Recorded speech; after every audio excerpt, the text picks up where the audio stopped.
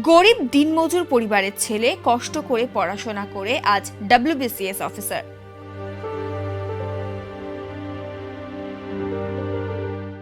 বাবা দিনমজুরের কাজ করতেন। নিজের পড়াশোনা চালিয়ে যেতে বাবার সঙ্গে অন্যের চাষের জমিতে গিয়ে কেটেছেন ধান, পাট। এছাড়াও করেছেন অন্যান্য কাজ। ঘরের এই অভাবের মধ্যেই আলোর দিশা খোঁজেন কোচবিহার জেলার প্রশান্ত বর্মন। প্রতিকূলতা আর আর্থিক অসচ্ছলতার সঙ্গে লড়ে মাত্র 20 বছর বয়সে শিক্ষকতার চাকরি পান তিনি। কিন্তু ইচ্ছে ছিল WBCS অফিসার হওয়ার। শিক্ষকতার পাশাপাশি চালিয়ে যান পড়াশোনা, পান সফলতা।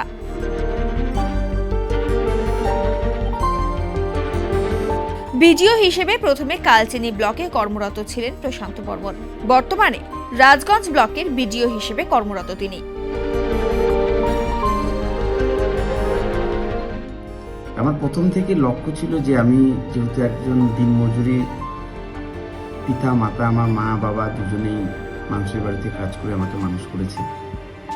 তো আমার যখন আমি টিচার থেকে এই সার্ভিসে আসলাম বা আমি ছাত্র লাইফে দেখেছিলাম যে একজন বিডিওর জন্য কতটা সময় অপেক্ষা করতে হয় বা চেম্বারে ঢোকার জন্য যে কি পরিমাণ তাকে স্টুডেন্ট অবস্থায় হ্যারাসমেন্ট হতে হয়, সেটা আমি আমার লাইফে আমি বুঝতে পেরেছিলাম।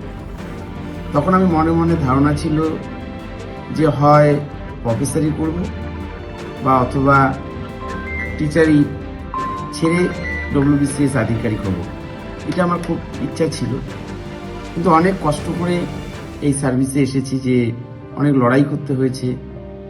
এবং আর একটা লড়াই সেই লড়াই করতে হয়েছে। আমার এক সময় বই কেনার পয়সা ছিল না, এবং তার জন্য আমাকে বাবার সঙ্গে কাজে বেরোতে হয়েছিল। ধান কাটতে হয়েছিল, পাট কাটতে হয়েছিল, এবং সকালবেলা বাবার সঙ্গে ধান কাটতে যেতাম, পাট ধুতে যেতাম, তারপরে স্কুল করা।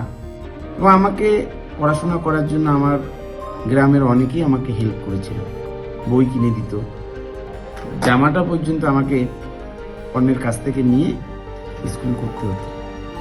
এবং আমি বুঝেছি যে একজন গরিব পরিবার থেকে উঠে আসা যে কত কষ্টকর ব্যাপার, সেটা আমি বুঝতে পেরেছি।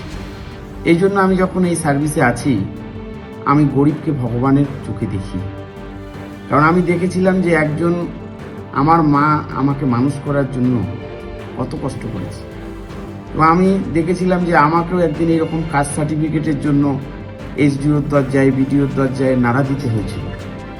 এই জন্য আমি বুঝি যে কাস্ট সার্টিফিকেটের গুরুত্ব কত। এখানে আসার পরে আমি দেখতে পাচ্ছি বেশিরভাগই SC কমিউনিটির পপুলেশন আছে।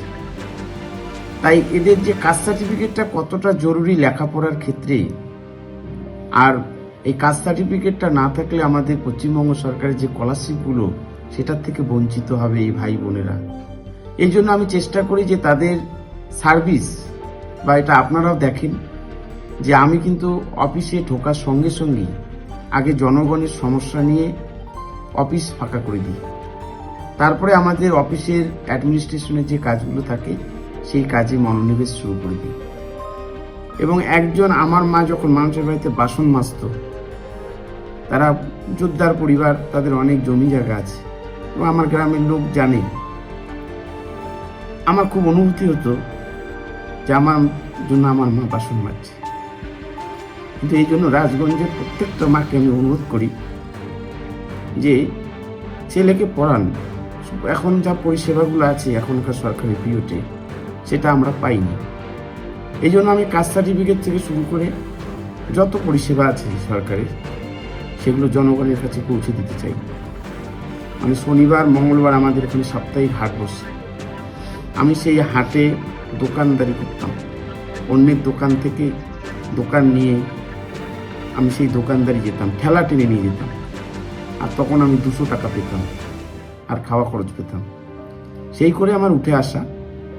এই জন্য আমি চাই যে রাজগঞ্জ বলে কেউ যে গরিব ভাই বোনেরা আছে, তাদের মনে যেন এটা না যায় যে ডাক্তারের ছেলে ডাক্তার হবে, আর প্রফেসরের ছেলে প্রফেসর হবে, মাস্টারের ছেলে মাস্টার হবে। সেটা নয়।